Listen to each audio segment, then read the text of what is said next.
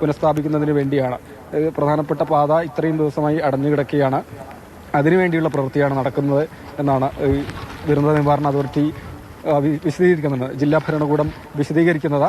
ഇന്ന് മുകളിലേക്ക് ഏതായാലും കേരളത്തിൽ നിന്ന് വന്ന രക്ഷാപ്രവർത്തകരെ ഉച്ചയ്ക്ക് ശേഷം മുകളിൽ നിന്ന് താഴേക്ക് ഇറക്കുകയാണുണ്ടായത്.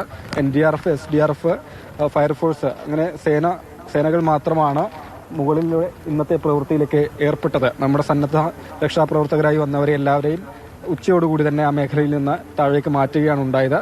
ഇന്ന് ഒരു മൃതദേഹം കൂടി കണ്ടെത്തി എന്നൊരു വിവരം കൂടിയാണ് പങ്കുവെക്കാനുള്ളത്.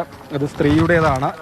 ഈ താഴെ പുഴയ്ക്ക് ഇപ്പറയുള്ള ജനവാസ മേഖലയിൽ 5 വീടുകൾ പൂർണ്ണമായും തകർന്നിരുന്നു. അവിടെ ഒരു വീട്ടിലുള്ള സ്ത്രീ, സണ്ണി എന്ന പേരുള്ള സ്ത്രീയുടെ മൃതദേഹമാണ് ഇന്ന് രാവിലെ കണ്ടെത്തിയത്. ഇത് ഗംഗക്കൊള്ള എന്ന് പറയുന്ന സ്ഥലത്ത് തീരത്തടിഞ്ഞ നിലയിലാണ് മൃതദേഹം മത്സ്യത്തൊഴിലാളികൾ കാണുന്നത്. തുടർന്ന് അധികൃതരെ വിവരമറിയിക്കുകയാണ് ഉണ്ടായത്. ഇവിടെ നിന്ന് ഏകദേശം 8 കിലോമീറ്റർ താഴെയാണ്, നമ്മൾ നിൽക്കുന്ന അപകടം നടന്ന സ്ഥലത്ത് നിന്ന് 8 കിലോമീറ്റർ താഴെയാണ് മൃതദേഹം കിട്ടിയത്. നേരത്തെ കുറച്ചുപേരുടെ മൃതദേഹവും ആ മേഖലയിൽ നിന്ന് തന്നെയാണ് കിട്ടിയിരുന്നത്. അതായത് ഗംഗാവലിപ്പുഴ ഒഴുകി കടലിനോട് ചേരുന്ന അഴിമുഖ ഭാഗമാണ്. അവിടെ വെച്ചാണ് മൃതദേഹം ലഭിച്ചിട്ടുള്ളത് എന്നതാണ്.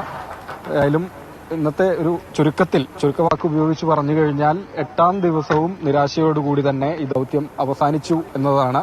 ട്രക്കോ അല്ലെങ്കിൽ അർജുനെയോ എവിടെയും കണ്ടെത്താൻ കഴിഞ്ഞിട്ടില്ല. ഇന്നലെ പുഴയിൽ ദേശീയപാതയിൽ നിന്ന് 40 മീറ്ററോളം മാറി ഒരു സിഗ്നൽ ലഭിച്ചുവെന്ന് സൈന്യം അറിയിച്ചിരുന്നു. അത് പ്രതീക്ഷ നൽകിയിരുന്ന ഒരു കാര്യവുമായിരുന്നു. 8 മീറ്റർ താഴത്ത് നിന്നാണ് ഈ സിഗ്നൽ ലഭിച്ചിരുന്നത്. പക്ഷേ പിന്നീട് നടത്തിയ തിരച്ചിലൊന്നും അനുകൂലമായ ഒരു പോസിറ്റീവായ ഒരു റിസൾട്ടും ഉണ്ടായിട്ടില്ല എന്ന് തന്നെയാണ്. ഇന്നത്തെ ദൗത്യവും അവസാനിപ്പിച്ചിരിക്കുകയാണ്. ശരി രാഹുലാണ് വിവരങ്ങൾ പങ്കുവച്ചത്. അതായത് ഇന്നത്തെ പരിശോധനയും അവസാനിപ്പിച്ചിരിക്കുന്നു.